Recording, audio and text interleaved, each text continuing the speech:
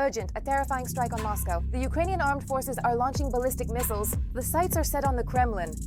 Britain has broken loose and given the green light to missiles that could put an end to the war. The Ukrainian armed forces have received their main trump card. The British monster is already in our hands. Shock. Ukrainian special forces have reached the heart of the Kremlin. The Lukoil magnate has fallen. A true fiery storm of retribution has erupted in the Caspian Sea. An unexpected twist. The United States has broken loose. Trump is deploying troops and delivering a final checkmate to the Kremlin. Putin is cornered. Moscow's main ally and arms depot are in the crosshairs. The Kremlin is in panic. Russia is losing everything. Ukrainian forces have blown up Russia's energy giants, and the south of the country is plunging into an abyss of darkness and cold. This strike came as a real surprise to the Russians and brought chaos to Russian cities. Trump is tightening the noose around Putin's neck, forcing Moscow to drink the bitter cup of negotiations to the very last drop. What harsh ultimatum has Washington prepared? All this and more coming up in our hotspot segment. Shock. Britain is preparing a decisive strike against Moscow. 200 kilograms of explosives and zero chances for air defense. The Ukrainian military is receiving a new trump card. Each missile can vaporize command posts, airfields, and ammunition depots deep behind enemy lines. British engineers have created a powerful weapon heading to the Ukrainian armed forces. Watch for all the details. Britain plans to produce and deliver long-range Nightfall missiles to Ukraine. The intention to produce missiles for Ukraine was confirmed by Defense Minister John Gilly, who was in Kiev on January 8, 2026, when Russia carried out another air and drone missile attack. Gilly emphasized that Ukraine must have the ability not only to defend itself from Russian attacks, but also to strike back. The attacks that took place on Thursday night only confirmed that Putin believes he has the right to act with impunity, striking civilian areas using modern weaponry. We will not tolerate this. That is why we are determined to provide Ukrainians with advanced weapons so they can resist. John Gilly, British Defense Minister. The preliminary missile will be able to carry 200-kilogram warheads and will have a range of almost 500 kilometers. Currently, the UK Ministry of Defence is seeking British companies to design, develop, and supply the first 3 test missiles. The preliminary contract value is $12 million. This announcement has been posted on the UK government's website. The United Kingdom is developing new tactical ballistic missiles that will increase Ukraine's firepower to defend against Putin's war machine. As part of the Nightfall project, the UK has announced a competition for the rapid development of ground-based ballistic missiles with a range of over 500 kilometers, intended for use on battlefields with a high level of threat and strong electromagnetic interference. Nightfall missiles will be able to launch from various platforms, firing multiple missiles in succession and retreating within minutes. This will allow Ukrainian forces to strike key military targets before Russian troops can respond. At present, the focus is on finding companies that can take on this project and quickly produce the missile Ukraine needs. The British are looking for several companies and are holding a competition, or simply a search for someone who could produce a small batch of these missiles within 6 months. We're talking about 30 to 50 missiles. This is a trial batch. Valery Romanenko, aviation expert. The first ballistic missiles developed under the Nightfall project will most likely enter testing at the end of 2026 or the beginning of 2027. Preliminary work on this project has already been underway, and it's possible that Ukrainian scientists were involved. Either this is a purely Ukrainian project or a joint project with British scientists. It was stated that the development was carried out together with British scientists. But apparently this did not concern all the products, not the entire missile, but only certain components. Possibly the engines, the navigation system, the guidance system, or something else. As early as last year, Ukrainian President Volodymyr Zelensky stated that strikes on Russian military infrastructure were already being carried out, not only with UAVs, but also with domestically produced missiles. The Nightfall missiles will become another asset at the disposal of the Ukrainian armed forces. The Ukrainian military leadership is now prepared to expand and actively deploy its own advanced long-range strike capabilities throughout the territory of the Russian Federation. This referred to the Sapsan and accordingly the Flamingo. In addition, Ukraine's defense forces have scaled up the production of strike drones with a target range of over 1,500 kilometers. Recently, the Wall Street Journal visited one of Firepoint's secret facilities where Flamingo missiles are produced. Company representatives did not disclose production volumes to the publication, but hinted at plans to increase production capacity to 7 missiles, Flamingos per day. Back in November of last year, the Ukrainian armed forces confirmed the first strikes with Flamingo missiles. At that time, strikes were carried out on a marine oil terminal, on a helicopter parking area and UAV storage sites at Kirovskaya airfield, as well as on an air defense radar station near Yevpatoria, in annexed Crimea.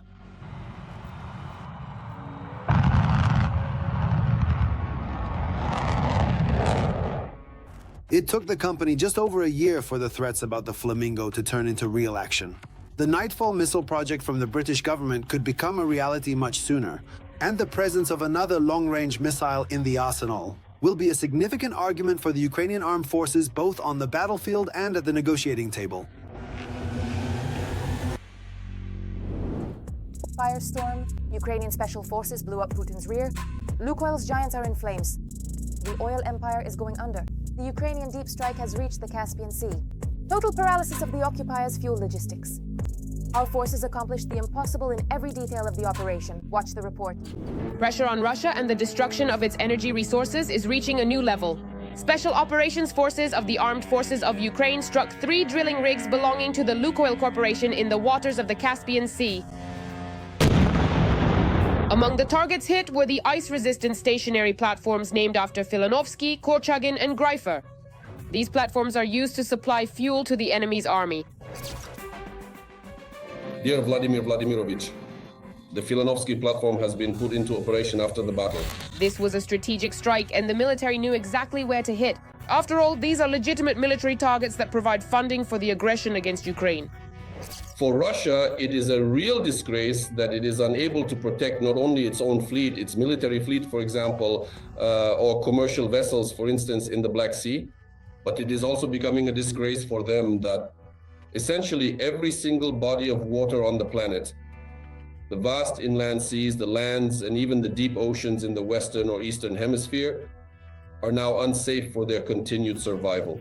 And the Caspian is precisely an example of an isolated, well, not a sea, it's actually a lake, but nevertheless an isolated body of water that has no shared borders with Ukraine. Nevertheless, Ukraine is able to strike at Russia, specifically by targeting its infrastructure, its oil extraction infrastructure.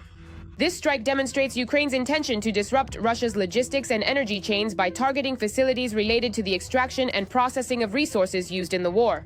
In Russia, which would seem to be incredibly rich in resources, there are now clear problems with oil refining after the strikes on the Supul refinery. As a result, they are having problems with gasoline. The fuel crisis has also affected the military, who are literally being given very little gasoline at the front. But now in Ukraine, they've decided to create a problem not only with oil refining, but also with its extraction. And this is very painful for Russia. It's just like the strikes on Russian oil refineries. One strike didn't have much of an impact. The second, third, fourth, and then when they were already 10 to 15, and when the capacity of the Russian oil refining industry in the European part of the country dropped to 50%, that already had an effect. Then in the same way here, we're talking about one of the elements of oil extraction, but one of the most vulnerable ones. Compared to onshore fields located on the mainland of the Russian Federation, it's specifically those oil extraction facilities situated there that are somewhat not exactly harder to damage, but it's harder to keep them in a constant state of needing repairs. Because maintenance and restoration activities situated directly on the mainland, on the onshore part of the country, are always considerably more straightforward to execute than in the challenging environment of the offshore maritime zone. These are much more costly and much more time-consuming processes, and systematic strikes simply won't allow for the restoration of these oil extraction facilities. Russian crude oil is transported from the Caspian Sea further through the Black Sea via terminals. As for petroleum products, they are processed and then also transported. It's important to note that earlier in December 2025, these drilling rigs were already hit by SBU drones. At that time, the Russian side did not report the strike. Now, after a repeated strike by SSO drones, Russia is also remaining silent for now. As previously reported by Ukraine's Gurmo, due to Ukrainian strikes, Russia has lost 20% of its oil refining capacity, and this figure could approach 60%. Therefore, if strikes continue in the Black, Caspian, and Baltic Seas, it will be possible to create serious difficulties for the Russians. I think that overall, In 2026, Ukraine will significantly scale up strikes on the territory of the Russian Federation, targeting its rear areas. Consequently, the strikes as well. As for targets in the Caspian, they will occur more frequently and with more serious consequences. Therefore, I think, yes, this will be turned into a systematic effort, which will be much more extensive throughout this year. The great superpower is losing more and more, both financially and in terms of resources in this war. From Kyiv, it took 2 to 3 days to block the Russian drilling platforms. Earlier, they were shouting that they would have an easy passage through Ukraine. Now they are keeping quiet about the fact that the largest and nuclear-armed country cannot protect its own facilities. I wonder, was this Putin's plan? Trump's emergency decree? The US is deploying troops to Iran. Putin is cornered. The Kremlin's main ally is in the crosshairs. The Kremlin is in a panic. Putin is losing everything. Iran is not just a partner, it is the Kremlin's main weapons depot. A geopolitical move and checkmate. The dominoes of dictatorships have started to fall. What will Trump's next move be? Iran is in flames. The protesters are not giving up, but tyranny is not so easily overthrown. For now, official Tehran is doing everything it can to suppress the uprising. But there is no talk of compromise or negotiations with the demonstrators. As dictatorships tend to do, they solve problems with repression. And state media cover the mass protests in Iran as if they were terrorist attacks.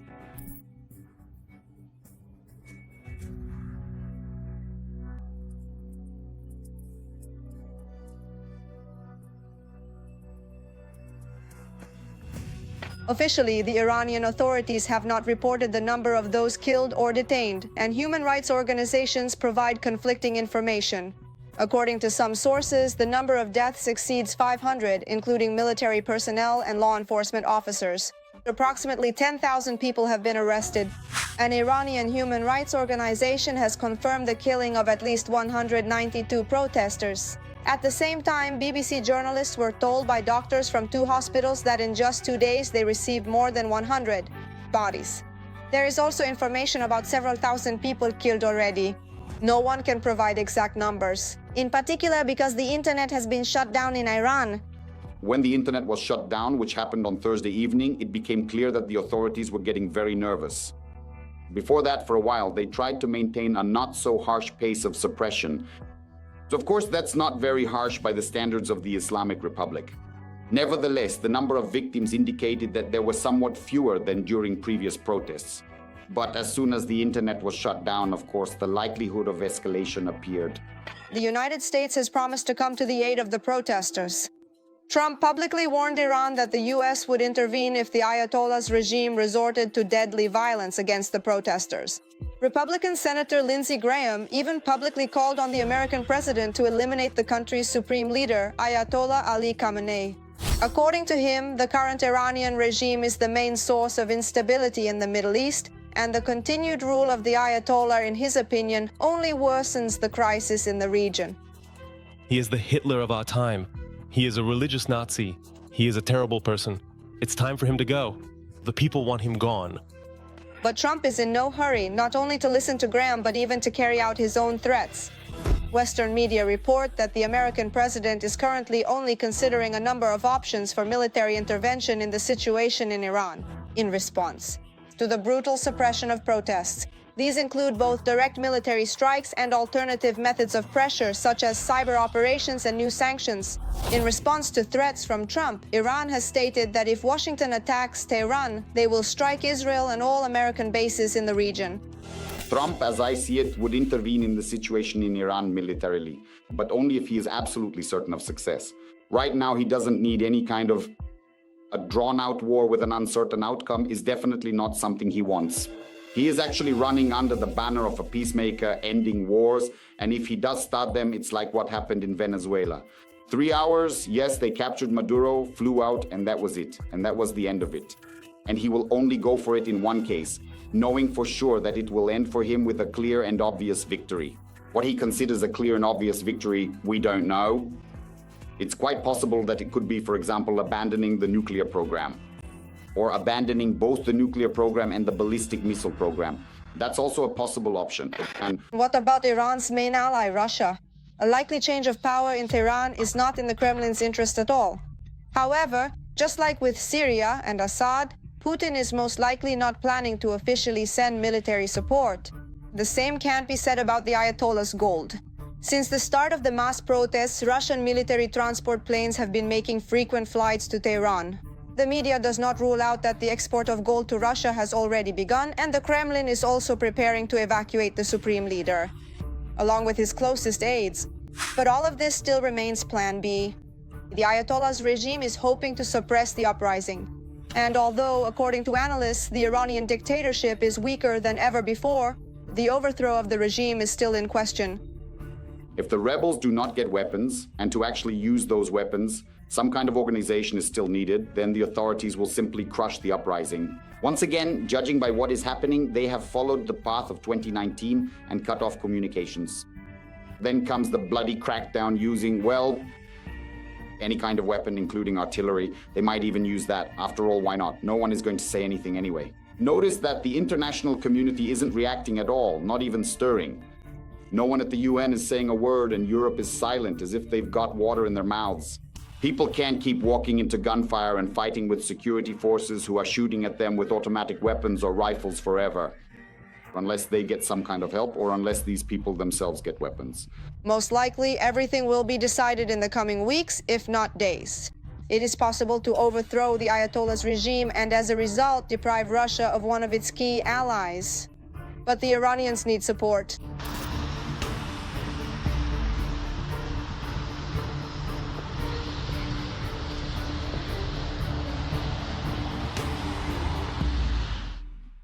Every voice matters. Join our community, support independent journalism, and help us bring you the truth from Ukraine.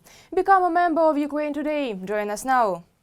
Russia is on fire. In the south, Russia's energy giants have been blown up. Their south is plunging into an abyss of darkness. The Kupiansk direction has turned into a conveyor belt for destroying Russians. Russian reserves are being wiped out in batches during hopeless assaults. The enemy is panicking, abandoning equipment, and begging for mercy. The expose of the century. Something shocking was found inside the nut grove. New details have surfaced. Watch this. In the Rostov region, UAVs attacked a thermal power plant considered one of the most powerful in southern Russia. That's a drone flying. Over there, something's on fire. According to the Russian Ministry of Defense, on the night of November 12th, air defense forces destroyed 13 Ukrainian drones. Ukrainian intelligence reports that the Russian armed forces have used the fifth model of the Geran drone for attacks on Ukraine for the first time. It has some completely unusual technical and tactical characteristics. The range for hitting targets is up to 1,000 kilometers, but the main thing is the warhead, which is up to 90 kilograms. In addition, this drone can use air-to-air missiles to target Ukrainian Air Force aircraft. This is the main danger posed by these drones. Moreover, it can be launched from Russian Air Force aircraft, in particular the Su-25, to increase the range of target engagement. These guys probably have no idea who Kobzon is. But without a doubt, very soon they'll be performing at his concert. And what's more, even those sending them there don't hide this fact. Oh, just look at how many wonderful one-timers there are here. And they are all singing so very happily together too. Wow, they're about to head to the bay. Let's see them sing a different tune then. The Russians can't manage to hide either their ammunition or themselves in seasonal camouflage from the Ukrainian defenders. Occupiers are being eliminated in the Kupiansk direction. However, according to the analytical project Deep State, Russian forces have advanced in Vovchansk, Kharkiv region. The occupiers understand the strategic importance of these settlements. This opens the road directly to Kharkiv. This is the shortest distance to the regional center. And the task of the occupiers in this direction, as well as in the Zaporizhia direction, is to try to reach a distance from which they can use tube artillery to establish fire control over the regional center. The enemy's army has become more active in Pokrovsk-Donetsk region.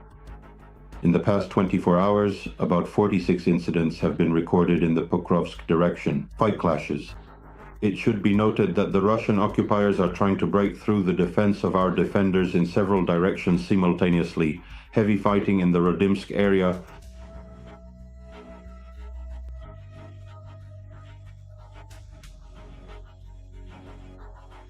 my very dear, truly wonderful, and most precious friend Hazel, has grown old. According to the conclusions of Ukrainian experts based on the debris of the Russian Oreshnik missile that attacked Dnipro in 2024, the latest Russian development is based on outdated technologies. All claims by the Russian side that this is another Russian Wunderwaffe do not correspond to reality. Well, it should be noted that the tactical and technical characteristics of the Oreshnik are the ability to strike targets at a distance of up to 5,500 kilometers. This is the main threat not only to Ukraine, and not even so much to Ukraine, as to our strategic partners. The possibility of striking European countries has been repeatedly voiced at the highest political levels of the occupying country. In other words, the very fact of an Oreshnik strike, even without a warhead, is used by the Russian side as an element of informational, political, and military pressure, primarily on European partners. Experts note that Soviet-era vacuum tubes were found in the wreckage of the Oreshnik, and the gyroscope was still relevant back in the days of Yuri Gagarin. Trump's ultimatum to Putin, a hellish 2026 has been prepared. The Kremlin will be forced to drink the bitter cup of negotiations. Washington is making it clear that the arguments have run out, the time for action has begun. Trump is officially moving to a new strategy. This plan has already terrified Moscow. Details to follow. We are approaching the final stage. This is exactly how Volodymyr Zelensky describes the state of the peace process today. In an interview with Bloomberg, the president of Ukraine stated that he does not mind if Europe starts negotiations with Russia. I do not mind Europe negotiating with Russia, especially now when the US is putting on pressure and Europe has started talking about security guarantees. Now it's Moscow's turn. According to the head of the European Commission, Ursula von der Leyen, Russia must prove that it is truly interested in peace. Kyiv and its allies have already agreed on a 20-point peace plan, with the main point being clearly defined security guarantees that will take effect immediately after the ceasefire. This is not about declarations, but about clearly defined and reliable security mechanisms backed by Europe and the United States. The foundation of these guarantees will be the armed forces of Ukraine, a capable army with real combat experience. The task of the European partners is to provide it with the necessary weapons and resources. The second element of the security system will be the so-called coalition of the willing. It includes 35 countries, most EU nations, as well as Canada, the United Kingdom, Australia, New Zealand, and Turkey. And of course, we must consider the government of the United States of America. The administration in Washington, D.C. will be actively involved in the critical processes of monitoring and meticulously verifying full compliance with the established agreements, as well as in the complex task of creating a comprehensive and robust safety mechanism for all parties involved, serving as a robust safety net designed to provide essential protection in the event that any unauthorized or dangerous attempts occur, to ensure that security remains constant, to deliberately disrupt the extremely fragile ongoing peace process. And it is important to note that furthermore, it increasingly appears that Putin's inner circle has less and less room to maneuver. The Russian Federation waging war has not achieved its goals as it had planned. And considering that, besides Ukraine, the goal is also to destroy the unity of Europe and the West. In general, in a certain sense, territorial seizures as well. Because to believe that Putin, for example, does not want to bring the Baltic states back under Russian control, you'd have to be a very naive person to think that. Especially when they keep saying every time that there are no such plans. But so far, the great Russian army has run into the powerful Ukrainian fist. As the Wall Street Journal reports, over the entire past year, the occupiers captured less than 1% of Ukrainian territory. At this rate, it will take Russia at least another year just to reach the administrative border of the Donetsk region. The very border that Putin is demanding from Ukraine as a precondition for peace. But what turned out to be even more painful for the Kremlin was not the front itself, but events far beyond its borders. The lightning-fast capture of Venezuelan dictator Nicolas Maduro and his wife by the American military became a vivid demonstration of what an effective military operation actually looks like. The brilliant success of the Americans, as shown in the case of Venezuela, is what a real special military operation should look like. This has further demoralized the people of Russia, both ordinary citizens and the elite. The fact that Maduro was the Kremlin's most important ally only made the situation worse. Other humiliating episodes have intensified these impressions. In particular, the seizure by the US of an oil tanker that was being escorted by the Russian Navy.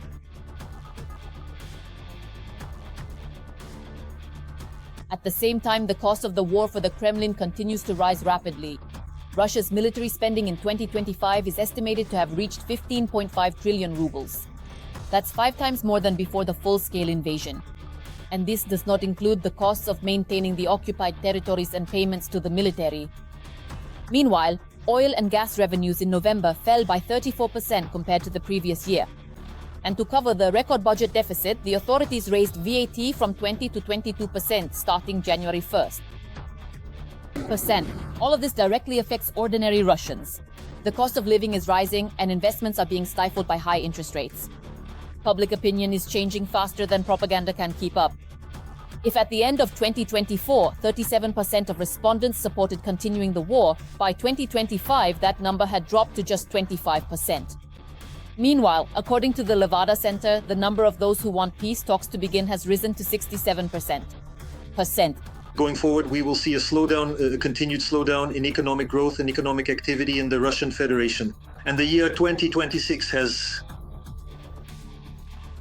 all the prerequisites to become a year of either depression, that is when the economy neither grows nor declines, which is actually a very bad state, to be honest.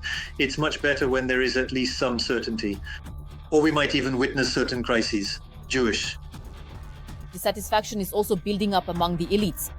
Frozen assets in European banks, the inability to manage billions, and the lack of any visible prospect of ending the war. These factors are undermining the loyalty of the Kremlin's inner circle. The year 2025 is the turning point for the Russian Federation in the direction we've all been waiting for. And the year 2026, the first half of the year, there is a high probability that the country will at the very least enter a depression. And although the Russian dictator is still able to suppress protests within the country, the Wall Street Journal emphasizes that he will not be able to continue this war without the support of the elites. And if the United States increases its military aid to Ukraine, especially in terms of protection against missiles and drones, the pressure on the Kremlin could rise sharply. And then it will be war fatigue, not the desire for victory, that may push Putin to negotiations. But by then, it will no longer be on terms that Ukraine can accept. The end of Don Don, whose kidneys failed as he was dying. The Kremlin is frantically searching for a replacement. Chechnya is on the verge of a massive explosion. The battle for the legacy. Who will take the throne? Shocking details about Kadyrov's condition. Watch. Kadyrov's kidneys have failed and he is on dialysis. According to the GUR, members of the family clan have gathered in Chechnya, including some from abroad, possibly to say goodbye and for the funeral. I keep hearing more and more rumors about my illness. They say I'm dying, that I don't have much time left. First of all, illness and death are the path of every person. No one living has avoided this road. In the Kremlin, possible successors are already being discussed. Among the main candidates are the Speaker of Parliament Magomed Daudov, the commander of Akhmat Abdial-Udinov, as well as Kadyrov's eldest son and the newly appointed deputy head of government, Akhmat. The thing is, Abdial-Udinov, first of all, is very well promoted. And secondly, he holds a position. He's the commander of the Akhmat battalion, and he also has a post in the Ministry of Defense. That's why right now he's probably number one. And he's not exactly part of the Kadyrov clan. In fact, he's not Kadyrov at all. They're not enemies, of course, but it's a completely different clan. And here changes could happen. Akhmat Kadyrov won't be able to hold on to power. Look, the point above, stupid. Next comes what you might call variability. The members of his inner circle are diligently attempting to maintain a serious and stoic expression while sustaining a deliberate and prolonged moment of silence. With regard to Ramzan Kadyrov, that is, they are showing loyalty, but persistent rumors and strategic movements emanating from Ramzan Kadyrov's inner circle suggest that they are already prepared and ready to swear allegiance to a new so-called Tsar. Naturally, many hope that as soon as Kadyrov dies, a coup could happen in Chechnya. His opponents could seize power and even go against the federal center. But according to many experts, that's not the case.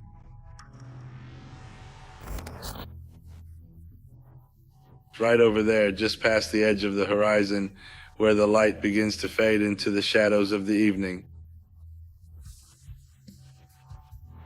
it is highly improbable and simply will not come to pass under any circumstances we can currently foresee in this particular situation. Not a single heir or anyone else there can do absolutely anything, not even by a millimeter. In recent times, news that Kadyrov is about to die has been appearing more and more often. For example, right before Kadyrov's direct line, during which he himself brought up the topic of his imminent death. He sits there like a living corpse. It's obvious that he's reading, figuratively speaking, from a piece of paper. The questions are clearly set. He doesn't improvise, doesn't go off script. Apparently, they had agreed on the format in advance. If he finds it difficult to answer, some subordinate immediately jumps in and right away starts speaking for him and so on. Then Kadyrov was taken away by ambulance right before the State Council meeting, at which he was the only regional head not present. Another rumor, they were filming saying you were in Moscow in critical condition. He was hospitalized in a clinical hospital. They brought him in, took him away. They say all sorts of things about us during the match. How is your health? How is your mood? My mood is combative. People understand it's just fine. But these Satanists never do anything good. They won't be at it for long. They get paid for it. No matter what we say or show, there will still be these rumors. But despite the rumors about pancreatic necrosis that have been circulating for the second year now, Kadyrov keeps reappearing in public every time. Limping with a cane, speaking poorly and swollen, yet he claims to be completely healthy and continues to threaten his enemies with reprisals. Excellent health, fighting spirit, right, Roman? Just now, yes. I bought it specifically, yes. Reason has let go. Now in half an hour at 40, yes. We will train, yes. So friends, you go on... Challenge, we're leaving. Any? Yes. Let's do it, yes. Hajimani right now. Hajimani. Fights without rules, yes. Wrestling, boxing. I want to declare, to tell everyone who shares with us the joy and sorrow from tomorrow morning until the end of the week. We will regret it bitterly. At 16. At 16:10, I stopped by my brother, Ramzan Akhmatovich. We're having tea. Where exactly did you happen to find me? In this unexpected location? For the especially anxious pseudo-journalists who spread all sorts of rumors. Yes, he is an unhealthy person. And as I understand it, it's not just about his kidneys, but judging by his appearance, it's the kidneys. There are also reports about the state of his pancreas, that it stopped functioning a long time ago. That's also quite an important organ. But as you can see, they showed him to us again. With a cane, alive and well, they brought him home, and it turned out he was alive. Once again. And let me remind you, Kadyrov is 49 years old. He hasn't even turned 50 yet. Whether this latest hospitalization of Kadyrov will be his last remains anyone's guess. But there is absolutely no question or uncertainty that he and his entire family will be rapidly and completely erased from the pages of history, and the Kremlin will inevitably find a new, highly compliant and strategically useful replacement to take his place.